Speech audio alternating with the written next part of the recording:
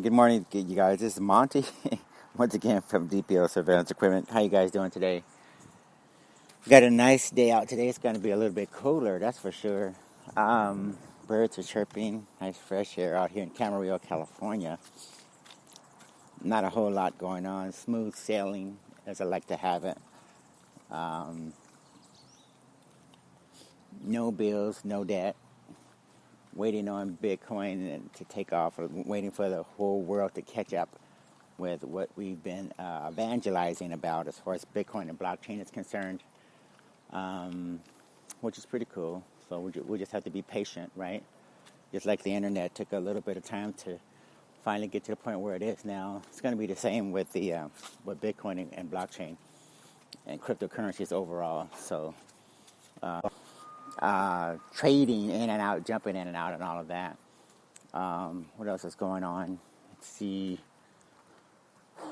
Can't think of anything right off. Let me just get right into the podcast. My name is Monty Henry, owner of DPL Surveillance Equipment. We run a full-service surveillance and security equipment company. We have lifetime guarantees and warranties on all the products.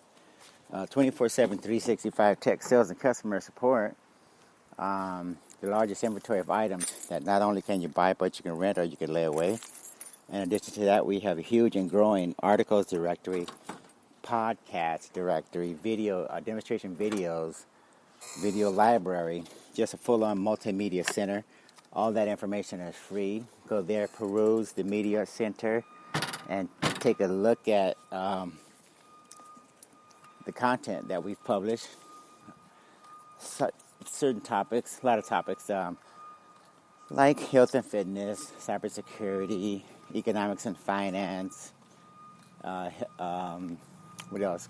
Terrorism, counterterrorism, surveillance, counter-surveillance, economics and finance. I think I mentioned that. Health and fitness. A lot of different articles we publish all the time. And so go there and take a look for yourself. And let me know what you think. We do accept Bitcoin and cryptocurrencies. We do accept even Bcash and Ethereum and Litecoin in our shopping cart. So you crypto millionaires out there, you've accumulated a lot of wealth in the last 5 or 6, 7 years. We know it and you know it. So you may want to drop some into our shopping cart. So spread the love around. And let's get rid of MasterCard and Visa and American Express and Wells Fargo and the Citibank, all these major mafia corporations that basically extract and take advantage of, and they try to determine who's going to be wealthy, who's going to be successful, and who's not, who can send money to who and who can't. Just too many restrictions. Their system is old and outdated. The fiat dollar-based system has run its course, and everyone knows it. So when you see countries such as Malta, Marshall Islands, when you see, who else? The devastation that took place in Zimbabwe. When you take a look at capital controls in China. When you take a look at outrageous inflation in Argentina. When you take a look at the devastation going on in Venezuela. I mean, it's just insane. The current fiat system is basically just, it's one big meltdown. And the IMF is running around trying to tell people, trying to tell us that it's going to get worse and be prepared. But who's listening, right? Christine Lagarde is doing her best to warn people, but no one's listening. I'll publish some more information from Christine Lagarde. She runs the IMF. But she's warning everyone, because she knows better, that after printing so much fake, bogus fiat currency and spreading it around, dumping it on each and every country and presidents out there for each and every country, they're borrowing that monopoly money and they're going into debt, and then the corporate assassins come and take over the industries, whether it's telecommunication, utilities, water utilities, or the finance sectors or whatever. It's just one big mess out there. So anyway, let's promote Bitcoin and blockchain and make a transition quicker for the younger generations that are coming up. What else is going on? Let's take a look at the article and see, because I want to get out and about with my wife and want to spend some Bitcoin, stuff our faces, and take it easy.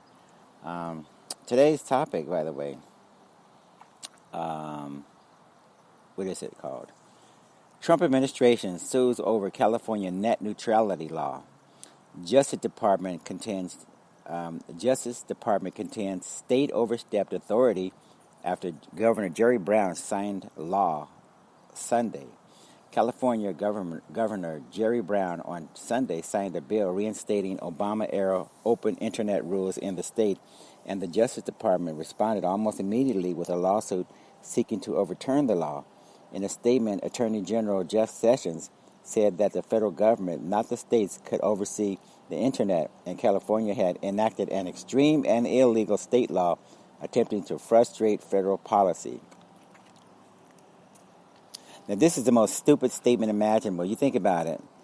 Jeff Sessions said that the federal government, not the state, should oversee the internet. The internet is, by definition, international. Okay. Look at the word internet and think about what it means. It implies that this is a communications system. It's an e-commerce system now. It literally spans the entire globe.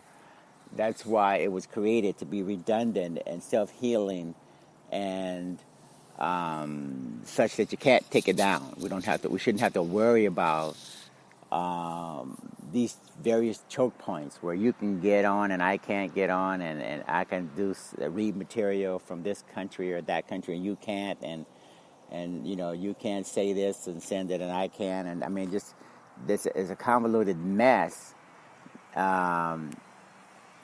If we let them have their way, but that's not how it was designed, and we'll talk about Tim Berners-Lee and how he meant for it to operate as compared to some of the things that are going on now, and why we need to make sure it doesn't get any worse. Moving right along, state lawmakers in August passed the nation's strongest net neutrality provisions with the support of all the legislatures, Democrats, and some Republicans. The law forbids internet service providers from blocking websites, intentionally slowing down a website or app, or accepting payments to make online services go faster. So again, this is what they do. The corporations and powerful, influential individuals, they try to determine as much as they can who can get on, who can get off, what apps can run good, what apps won't, what websites will be accessible and will load quickly and all that, which ones won't. When you see these error pages, when you see websites not coming up at all, whatever, that's usually the result of powerful entities who may feel you're competing against them. Maybe you have some statement that you're putting out there that they don't like, but it's not a coincidence, definitely. Moving right along, the measures regulations resemble those adopted by the Federal Communications Commission in 2015, now led by Ajit Pai, President Trump's choice for the role. The FCC undid those rules last year.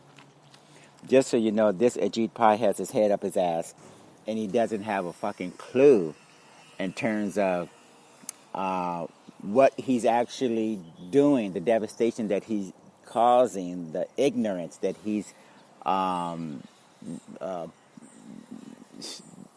that he's revealing about himself goes beyond words.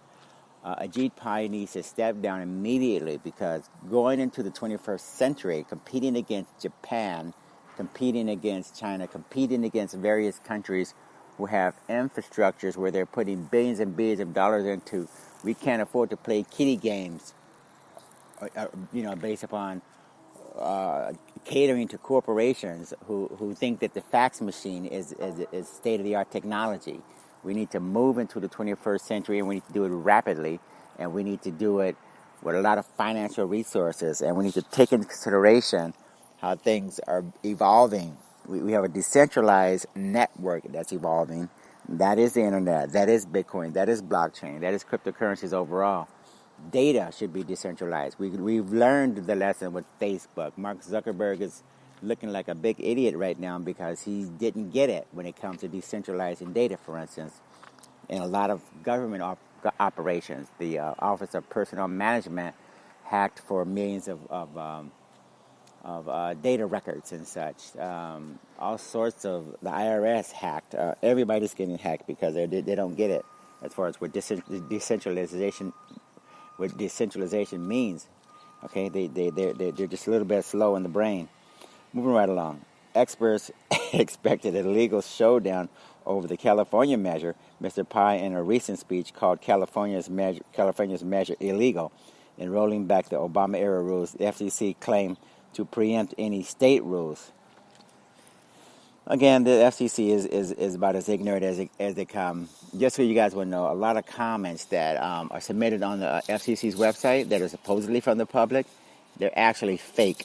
So these guys claim to be basing their decisions on bogus comments that are basically injected onto their website by scammers and hooks, fraudsters, and everybody else who wants to make it seem like these people are submitting real information. They're not. And the FCC is supposed to be looking into this. Other federal government websites supposed to be looking into the problem of getting rid of the fake comments. So they're trying to base their decision based upon comments that are either from the federal government to sway our opinion, or either hackers and such who are outside the government and are basically trying to influence, like Russia, China, whoever. Moving right along. On Sunday, Mr. Pai said in a statement that he was pleased the Justice Department had filed suit. He added, the Internet is inherently an interstate information service. As such, only the federal government can set the policy in this area. That is the most stupid thing that you can say as well. The Internet is not inherently an interstate information service. It's basically an international or global network. It's supposed to be accessible to everyone. If I want to listen to or talk to or read information from Yugoslavia or China or Russia or Al Jazeera, I should be able to do that without some idiot making the page not load or come up such that I can't read it or too slow or something, which is what happens when you currently when you have federal government agencies all over the planet sticking their noses into what we're saying on the internet, what we're looking at, what we're doing. It's the most stupid thing imaginable to think that the federal government is in a good position to do anything when the whole planet is involved. Okay, basically that's what we're trying to do when we get onto the internet. When I first put my business on the internet, I wanted to reach a global audience, an international customer base. I don't give a shit about just the United States or just fucking Van Nuys, California or something. I want to reach people all over the planet. Moving right along. Mr. Pai contends the California law also would hurt consumers and is unnecessary to protect the open internet. Again, he's retarded. Moving right along. In response to the Justice Department suit, California Attorney General Xavier Becerra said, while the Trump administration continues to ignore the millions of Americans who voiced strong support for the net neutrality rules, California, home to countless startups, tech giants, and nearly 40 million consumers, will not allow a handful of powerful brokers to dictate sources for information or the speed at which websites load. That basically sums it up. You don't want anybody dictating where you get your information from, what is going to load, what's not going to load, what's going to work properly and what's not going to work properly when you get onto the internet. We just need to make sure that we don't take it for granted in terms of what the internet's capabilities are. It's a vast communication system. We need to make sure that it stays decentralized, hopefully peer-to-peer as much as possible, hopefully redundant and self-healing, so that when one hub goes down, one part of it goes down, information and traffic is immediately routed another way so that we can continue to use it without worrying about bottlenecks and such prohibiting it from working properly. California is already fighting the Trump administration in court on a number of fronts, including environmental and immigration issues. Mr. Brown waited until the last day legally allowed to make his decision on the net neutrality law. He didn't issue a statement on his reasons for signing it. Democrats in the state said the legislation was necessary to protect the competitive internet, echoing activists and many tech companies for whom the issue has become a rallying cry.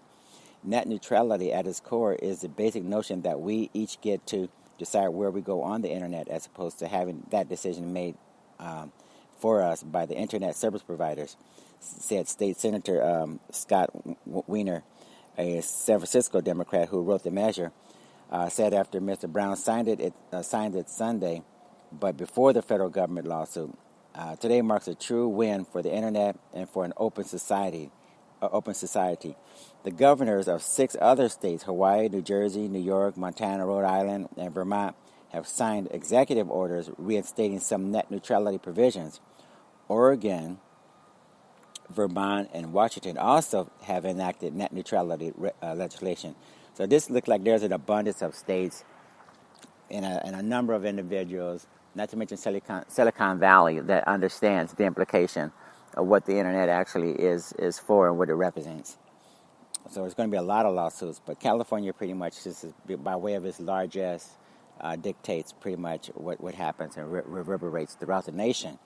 But the California measure will go well beyond what other states have done, industry experts say, beyond outlawing the blocking or slowdown of access to websites. The new law also bans, in certain cases, zero rating, an increasingly common practice where telecommunications providers stream content they favor without counting it against consumers' data usage. So this basically reveals to you and reveals to all of us the idea that some companies will play favorites with their favorite partners, and those partners' content and information will flow quickly, and it won't count against your data usage. You'll be able to look at content and videos and listen to music from certain providers, and that won't count against you. But other providers, it will run up your tab like crazy, and you'll be out of data before you know it. Totally, totally bogus. Totally, it should be illegal or something. Moving right along, the California bill also says interconnection agreements in which an online service pays a cable or wireless provider to carry its traffic. It can't be used by media companies to circumvent the open internet rules and receive faster speeds. Cable and wireless companies that provide internet service lobbied aggressively against the bill in the legislature. Again, cable and wireless companies, for the most part, are pretty much behind the times. Cable companies, they really should just disappear or something. The idea of paying a cable company for a package of services when more and better content is actually available, live streaming free from the internet. Moving right along, they and other industry groups have argued the rules represent a government overreach and could create a patchwork of regulation. So that's it for that particular part of the session. Now let's take a look at what Tim Berners-Lee, the actual inventor of the web, let's see what he's talking about and where he's going and why he's not satisfied with what the internet has become. Web creator Tim Berners-Lee, ready to drive decentralization forward. Berners-Lee gave us the web nearly 30 years ago, but it didn't quite work out the way he expected. As blockchain proponents work to provide decentralization and remove technology giants' monopolies on our data, Berners-Lee also has a solution, Solid, and his new company to drive the success of Solid and Inrupt, which is spelled INRUPT. It's no secret that Berners-Lee is devastated by today's internet, though he recognizes the internet has brought a better and more connected world, but for all the good, says Berners-Lee. The web has evolved into an engine of inequity and division, swayed by powerful forces who use it for their own agendas. Berners-Lee's latest words arrive in a blog post on Inrupt, his new venture where he will be guiding the next stage of the web in a very direct way. Inrupt, Berners-Lee says, will be the infrastructure to allow his new web platform, Solid, to grow. Solid, restoring balance, working with MIT and others. Berners-Lee has developed the open-source Solid platform he believes will restore the power and agency of individuals and restore balance.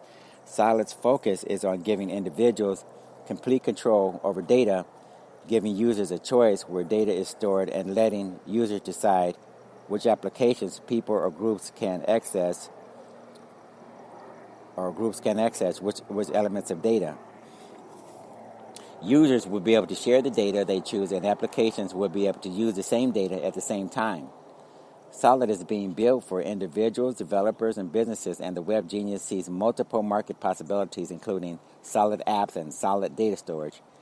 The project principle is personal empowerment through data, fundamental to the success of the next era of the web, the decentralized internet, or Web 3, where data is controlled by the owning individuals and two-way.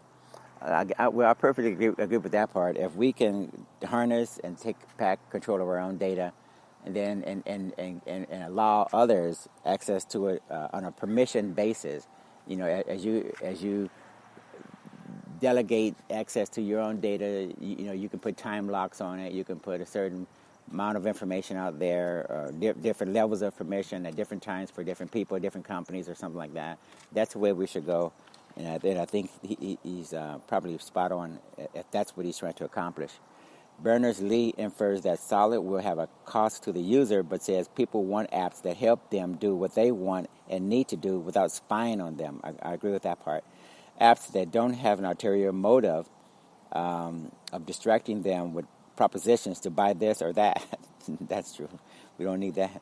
Interrupt commercial energy and ecosystem. Berners-Lee founded Interrupt alongside technology business leader John Bruce. It will, he says, provide infrastructure, commercial energy, and an ecosystem for Solid. He believes open source projects benefit from a commercial entity that also provides technical support and business services. The combination of Solid and Interrupt, he hopes, will deliver trusted services and systems that work for everyone. I'm incredibly optimistic for this next era of the web. Though Berners-Lee is a supporter of blockchain technology, Solid is purportedly built on existing web technology rather than blockchain. He's made no apparent mention of incorporating or integrating blockchain, yet at least, to work with Solid or compete against its promise. Blockchain technology may need to be interoperable or prove its interoperability between chains. I think there's two things going on here. There's a number of companies in the blockchain space that are working on interoperability, in that there's a number of private blockchains and some small ones, some large ones, specialized blockchains. But there are a number of individuals who understand if these blockchains can't communicate with each other, then you basically got to have a lot of islands of information and data and such that won't be able to communicate with each other across a broad spectrum of the blockchain. So that's being addressed, and I think Tim Berners-Lee, in his own, it'll be in his own best interest to make sure that Solid is actually using and working with these developers so that we can communicate in the way we need to. Because like AOL learned way back in the days, you can't have a walled garden approach. You can't have an intranet within the internet, or a very small island within a vast ocean. Everybody wants to eventually get out of the walled garden, go on to the real internet, get access to the humongous, vast amounts of content and data and all that information on the real internet as compared to being bottled up and inside of AOL or AOL type service. So anyway, that's where we're going in the future with the internet. We're taking a look at Tim Berners-Lee's Web.3, and we're trying to stifle or hold back the federal government's attempts at screwing up the internet and putting not only California, but putting the nation, setting the nation back by who knows how many years, 50 years, in that they just want to stifle innovation. Because most of the people in Washington, remember, they're lawyers, there's idiots. Those are idiots who don't understand that we need engineers, we need technical people to carry this nation forward, not lawyers. Lawyers have been screwing up for far too long. Okay, so anyway, like I like to say at the conclusion of every podcast, you guys keep your eyes and ears open and be safe out there. Have a good day. Thank you. Take care. Bye.